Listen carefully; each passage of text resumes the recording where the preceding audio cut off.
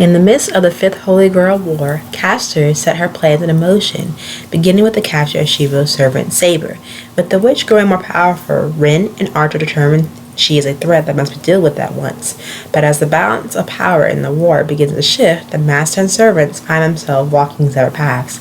Meanwhile, despite losing his servant and stumbling upon injury, Shira ignores Rin's warning to abandon the battle royale, forcing his way into the fight against Castor. Determined to show his resolve and his will to fight, Shira's potential to become a protector of the people is put to the test. Amidst the bloodshed and chaos, the motivation of each master and servant slowly reveals as they sacrifice everything in order to rise as a victor and claim the Holy Grail. This anime has about 13 episodes. It's split into the first season and a second season. It is based on the popular visual novel. It has a couple of video games of it already. It is action, fantasy, supernatural.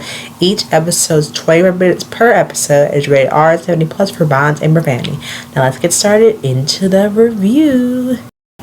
What I really like about Fate Stay Night series in general, especially Unlimited Blade Work season 1 and 2, there's something about like the intense storyline that I really always draw myself into with this series.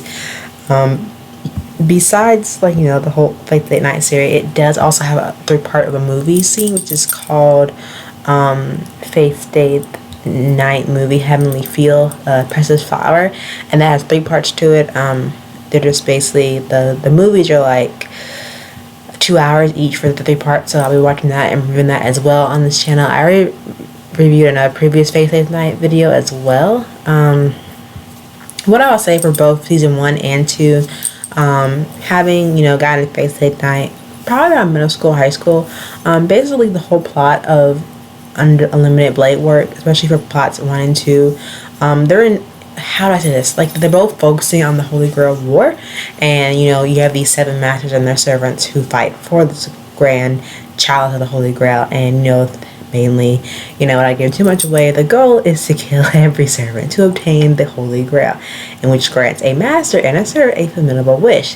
I think also the basic plot of this anime is a stellar masterpiece with a great execution seen all over the Fate Zero series, along with the large-scale fight scenes and the lovely charismatic characters who you will both love and hate and feel sorry for. Some of the characters do have their own spin-off, which I have reviewed, such as Shigure's family, anime which talks him and the servants more in friendly terms and more like acquaintances and neighbors, and more like the family like recipe, like easy like anime that I reviewed. Also, one of the characters who's in here, as Von Ember Lydia, she has her own spin-off as Prism series, where it's more like her, give her more of a happier story. But I will say Ultimate Blade War has a lot of weight on its shoulders because it delivers the same expectation and quality of all the other Fate series installments, and especially this one being split into season 1 and 2, it does a good job with, it's very powerful fight scene, all the characterization, all the characters, and showing the in-depth relationship between all the masters and the servants in this anime series, especially split the masters and the servants into their own parts. I feel like, for example, Rin and her servant Archer, and Shira and his servant Saber, they are great characters, and they show great potential with the screen time they are given. And then while you're focusing on the other servants and characters, I will say there will be some scenes in there that are not necessary for to remove the pace of the story, but there, I guess, it causes some tension, some conflict, because every time an anime introduces rape, it's not needed, but they feel like it's needed added there anyway, just to add that tension for the audience too, like why, or like, please don't have this character that I really like. But that's just my 2 cents on that part. I will say, get a little more in depth with Ren's character, because she is the strategist. I feel like she's the strategist on the main protagonist side.